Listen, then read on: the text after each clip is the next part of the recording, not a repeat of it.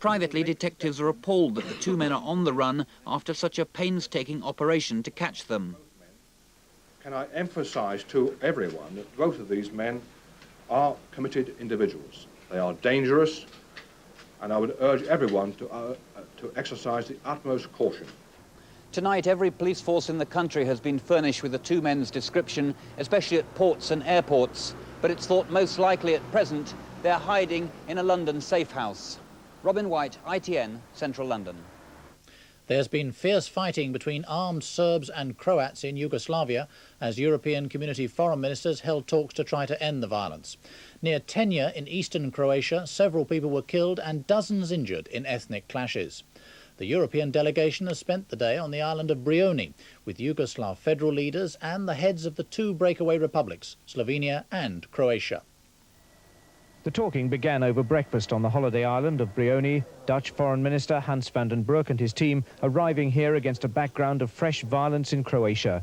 They've stressed this is a last chance for Yugoslavia's collective presidency to prove they want an end to conflict.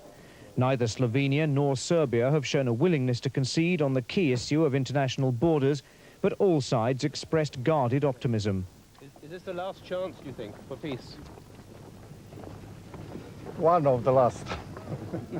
So if we don't find a solution at this level, it would be very difficult to find it somewhere else, some other location. Later this evening, Federal President Stipe Mesic will be present at the final session of talks. The EC Troika hope to convince the republics that outside arbitration will work.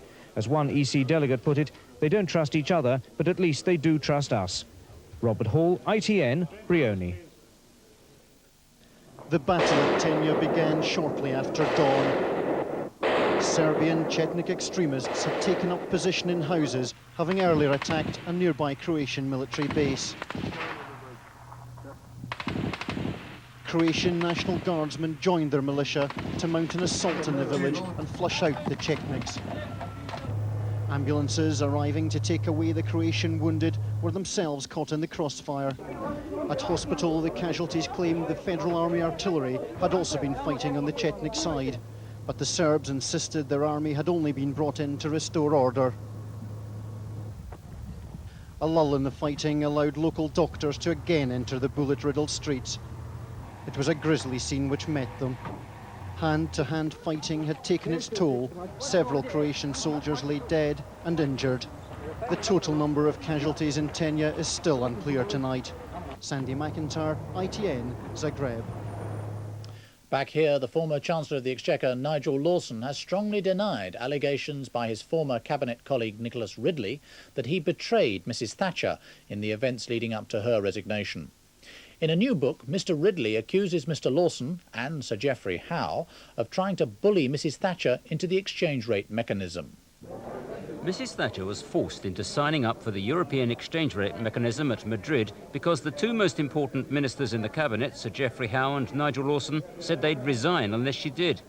Nicholas Ridley called that a shameful ambush and today added that Mrs Thatcher had appeared in the Commons after her resignation with the handles of the daggers of Michael Heseltine, Geoffrey Howe and Nigel Lawson visibly sticking out of her back. That in turn drew Mr Lawson into a television studio to denounce the accusation as nonsense and give his side of the story. Geoffrey Howe felt that his position was becoming impossible in his negotiations that he was conducting with his counterparts in Europe. And the British foreign policy was being seriously screwed up by her handling of the European issue. And he, as I say, he felt that his position was becoming impossible, and he could no longer carry on if there was no progress at Madrid. He could no longer carry on as Foreign Secretary. That was his decision. And out of solidarity with him, I made it clear that if he felt that he had to go, then I would go too. The words are an illustration of the extraordinary split inside Mrs Thatcher's cabinet over Europe, although to many in the party they sound like yesterday's arguments. The government is tonight asking the ruler of Abu Dhabi, a major shareholder in the collapsed Bank of Credit and Commerce International, for cash to ensure that customers get all their money back. At the moment, the Deposit Protection Fund only guarantees a return of 75% of any deposit, with a maximum payout of £15,000 per customer. Arthur Scargill, the president of the National Union of Mine Workers, says there's no chance his union will merge with the transport workers if the breakaway Union of Democratic Miners is included in the deal. But on the eve of a transport workers' conference in Blackpool, Bill Morris, who is taking over as General Secretary next year, said he ruled nothing out and nothing in. Although Bill Morris's message to the conference will be one of unity, his suggestion of a merger involving the two mining unions, which dislike each other so much, will provoke some discord. Speaking at a news conference with the present leader Ron Todd, he expressed the hope that in the right circumstances, the NUM could join with the T&G.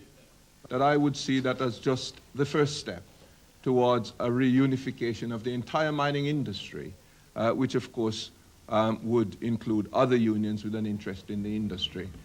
The Transport and General and the President of the National Union of Mine Workers insist it's a coincidence. Both organisations are holding a conference in Blackpool at the same time. Arthur Scargill rules out any talks involving the UDM, and he'll only join the Transport Union at the right price. I'm quite certain that the discussions involving the NUM and the T&G will go on, and if the scenario is right, then possibly that could come about. What the Transport Union would like to do once it has the NUM on board is to poach or encourage UDM supporters to join a new energy section. This is bound to anger members of the Union of Democratic Mine Workers, but it may be the only solution for an industry which is contracting each year. Stephen Cape, ITN, Blackpool. Nelson Mandela has said that international sanctions against South Africa should remain, despite the government's race reforms. But he told the African National Congress's first legal conference in 30 years that it should be flexible over the issue. His comments came as the ANC elected a new hardline executive, including his wife, Winnie. This historic conference closed with the election of a leadership blending old and young. It confirmed the popularity of military wing commander Chris Hani, who topped the poll for members of the new national executive.